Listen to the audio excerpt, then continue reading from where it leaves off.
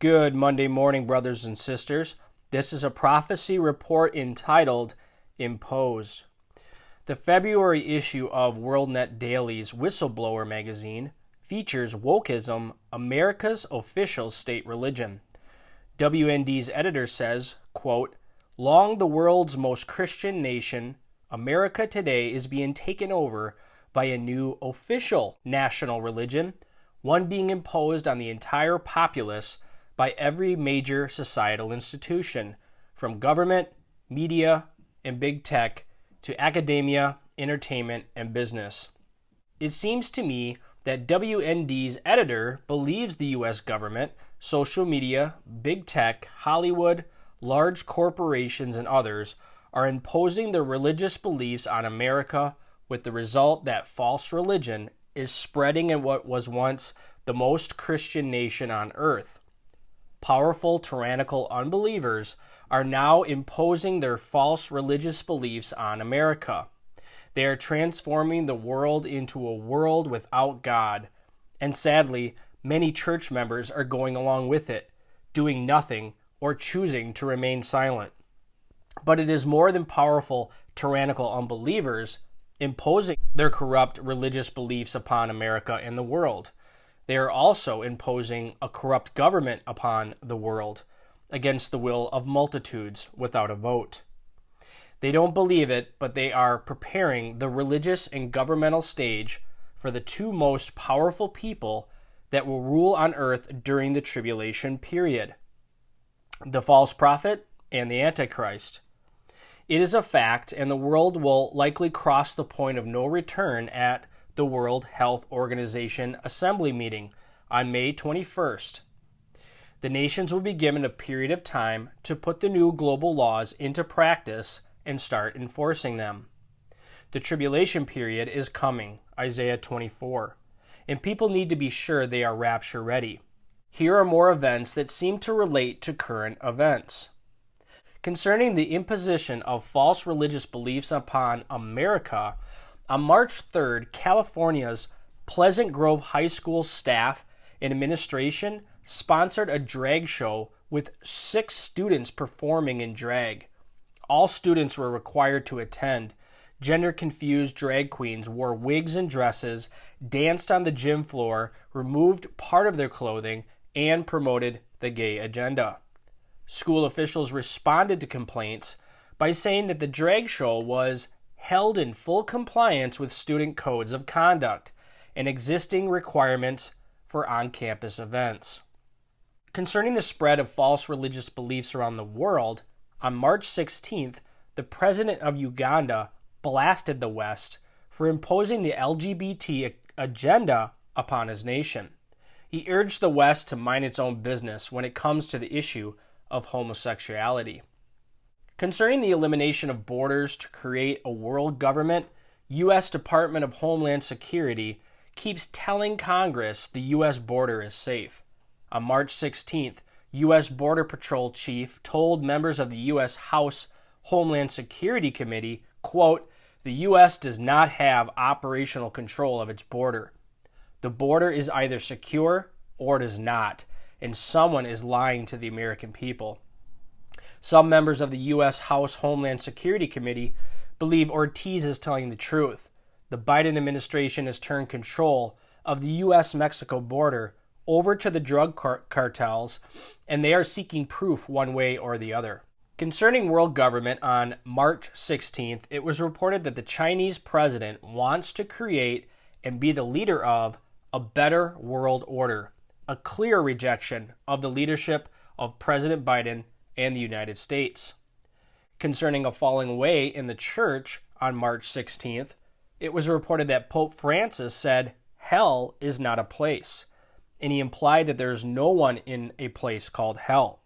He said hell is a state of the heart and a posture toward life.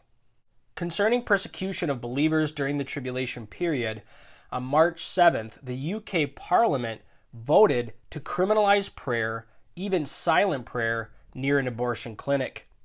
It reminds me that Daniel's enemies got King Darius to forbid prayer to anyone but him for 30 days. Daniel continued to kneel in front of his window and pray to God 3 times a day. This got him thrown into the lion's den. God delivered him, and his enemies were ultimately fed to the lions. People who become believers during the tribulation period will be forbidden to pray to God and told to pray to a statue of the Antichrist instead. Rebellion will get multitudes killed, but the Antichrist and false prophet will ultimately be cast into the lake of fire. The pro-world government of the Netherlands has been crushing farmers with restrictions on their use of fertilizer, how many cows they can own and milk, buying up their land, and more.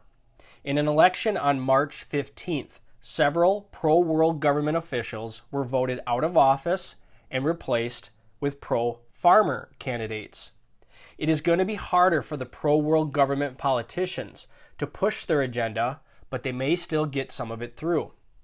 Voters need to realize that voting against candidates that support the NWO may be the only way to protect themselves.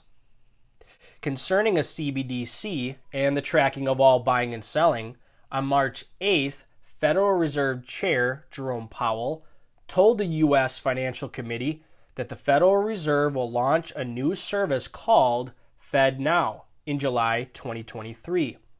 When FedNow goes into effect in July, Powell said any bank in the U.S. will be able to immediately transfer money from the Federal Reserve to a customer.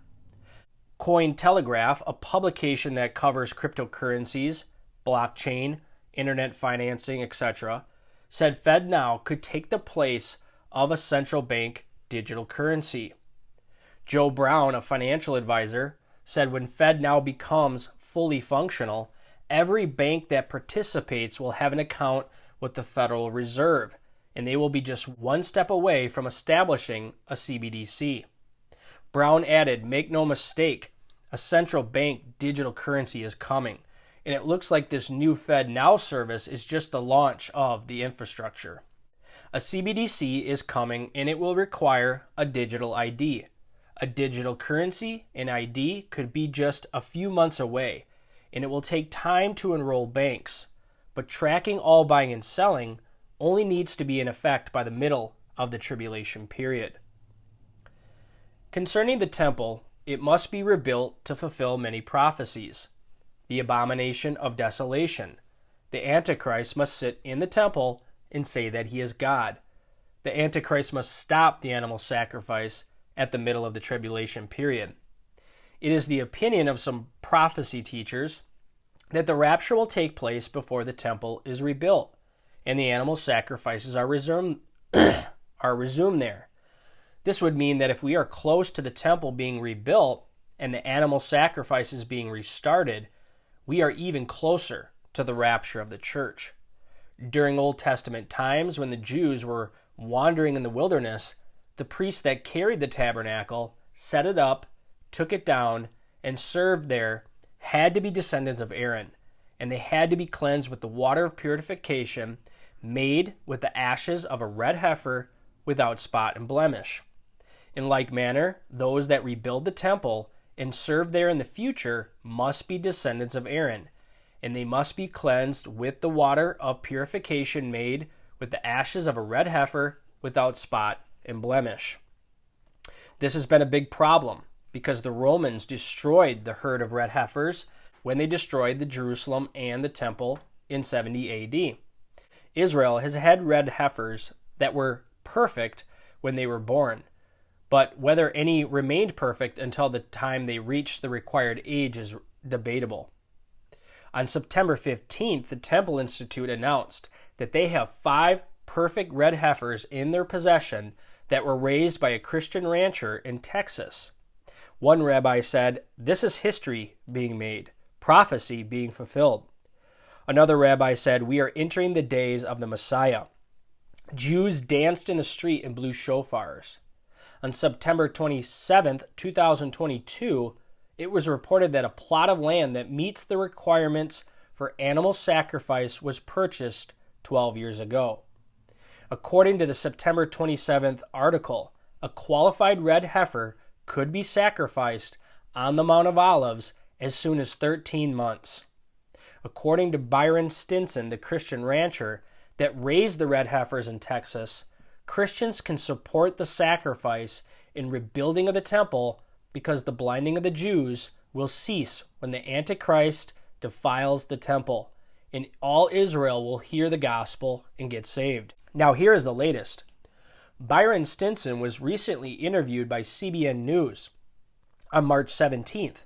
It was reported that he said, "We believe that it is very likely that the ceremony, the sacrifice of an unblemished red heifer, would happen somewhere in the area of Passover 2024, out to the possibility of Shavuot on the Christian calendar 2024. Stinson added somewhere in that timeline between Passover and Pentecost of 2024, the cows, the red heifers, would be old enough and would be the proper timeline for that ceremony. According to the March 17th article, Rabbi Mamu, the priest that bought the land on the Mount of Olives 12 years ago, said the red heifer must be sacrificed by a priest that has not been defiled by touching anything dead. The Temple Institute has 9 priests that were born at home and have never been to a cemetery or touched anything dead. If just one of the red heifers is unblemished this time next year, a priest could sacrifice it and construction of the temple could begin shortly after. Now, it is possible that none of the red heifers will qualify or that the Israeli government will not allow a red heifer to be sacrificed on the Mount of Olives. But we know there will eventually be a qualified red heifer, and Prime Minister Netanyahu's new government is more religious than past governments. This could be it, but radical Islam and the globalists that cater to them and want to do away with the Bible will go crazy. This could lead to war, an Israeli victory, and an agreement to rebuild the temple. Concerning natural disasters increasing in frequency and intensity at the end of the age, on March 18th, a 6.7 earthquake struck in Ecuador and northern Peru. Initial reports listed 13 dead and an unknown number trapped under rubble. On March 21st, a 6.5 earthquake struck Afghanistan and Pakistan. Initial reports list 13 dead and more than 300 injured. Finally, are you rapture ready?